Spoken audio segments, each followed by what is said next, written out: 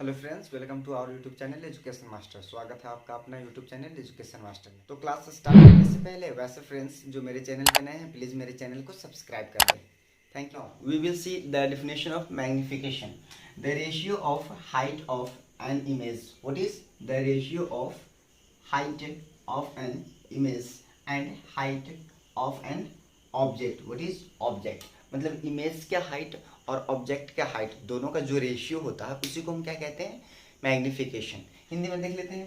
प्रतिबिंब की ऊंचाई और वस्तु की ऊंचाई के जो अनुपात होते हैं उसी अनुपात को हम क्या कहते हैं? मैग्निफिकेशन मतलब आवर्धन कहते हैं। सपोज, और मैग्निफिकेशन को हम स्मॉल m से इंडिकेट करते हैं। ये बात आप याद रखिएगा, मैग्निफिकेशन को हम क्या करते हैं? स्मॉल m से इंडिकेट करते हैं।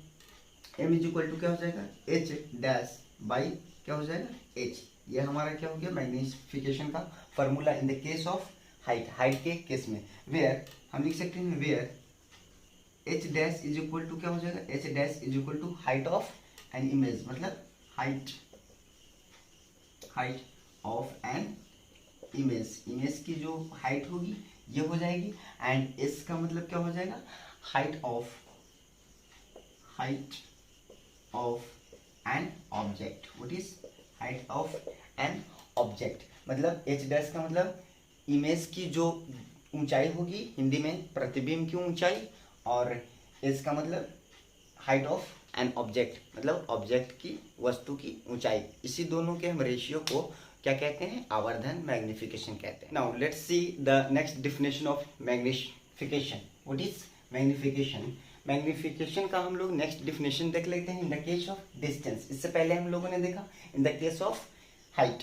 Okay, now let's see the definition of magnification in the case of distance. इससे पहले हम लोगों ने क्या देखा? इन the case of height, height के केस में। अब डिस्टेंस के केस में देख लेते हैं मैग्निफिकेशन का क्या डेफिनेशन। ओके, तो the ratio of distance of an image and distance of an object is called magnification. इसमें क्या होता है कि इमेज का जो डिस्टेंस होता है और ऑब्जेक्ट का जो डिस्टेंस होता है उसी के रेशियो को हम क्या कहते हैं? मैग्निफिकेशन कहते हैं, आवर्धन कहते हैं। हिंदी में प्रतिबिंब की दूरी और वस्तु की दूरी के अनुपात को हम क्या कहते हैं? आवर्धन। नो डाउट आप एग्जाम्स में किसी तरह की डेफिनेशन लिख सकते हैं in the case of distance और in the case of height. बस आपको ये याद रखना है कि in the case of height में क्या हो जाएगा फॉर्मूला, और in the case of distance में क्या हो जाएगा। Okay, now let's see the formula of magnification. m is equal to क्या हो जाएगा आपका यहाँ? Minus v by U. What is m is equal to minus v by you. Where लिख सकते हैं क्या चीज यहाँ पे? v क्या हो जाएगा आपका? Image distance. What is image distance?